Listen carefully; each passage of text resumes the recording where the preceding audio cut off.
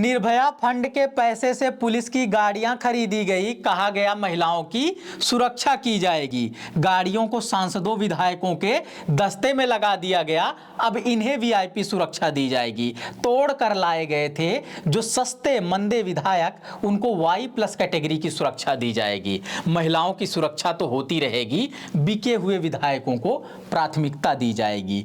Media तो रामपुर में मुर्गी चोरी और बकरी चोरी को लेकर चिंतित है, वो महाराष्ट्र सरकार पर कहां सवाल उठाएगी। उद्धव ठाकरे की शिवसेना से भिड़ी हुई है, शिंदे की सरकार पर कहां सवाल उठाएगी। जिसे खरपतवार की तरह साइड कर देते हैं प्रधानमंत्री, उससे भी सवाल करने की हिम्मत नहीं जुटाएगी। करोड़ों रुपए की बर्बादी कोई बर्बादी नहीं है, दर्जनों गाड़ियों के गलत इस्तेमाल में कोई खराबी नहीं है, कहकर शायद इस बार भी सरकार को बचाएगी।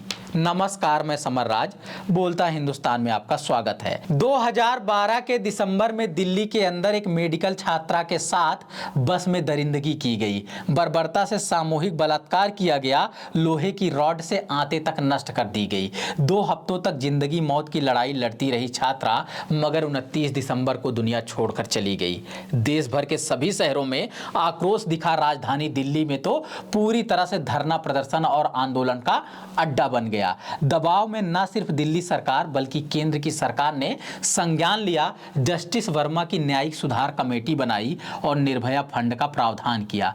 उसी के तहत पुलिस को सुविधाएं बढ़ाई गई, जिसके लिए करोड़ों रुपए का बजट रखा गया। अब अकेले महाराष्ट्र में सैकड़ों गाड़ियां खरीदी गई हैं। इसके लिए 30 करोड़ खर्च किया गया। 220 बोलेरो, 35 अर्टिगा, 313 पल्सर और 200 एक्टिवा की खरीद की गई महिलाओं की सुरक्षा के नाम पर, मगर इन्हें सांसदों विधायकों के दस्ते में लगा दिया गया वीवीआईपी की सुरक्षा के नाम पर। स्कूल, कॉलेज, दफ्तर या मार्केट जाने वाली लड़कियां, छेड़खानी, अपहरण और बलात्कार के डर में जीने वाली लड़कियां, शाम या अंधेरा होने की कल्पना मात्र से कांप जाने वाली लड़कियां अपनी सुरक्षा के लिए कोई और विकल्प देख लें। सरकार की प्राथमिकता वीआईपी की सुरक्षा को वीवीआईपी करने की है।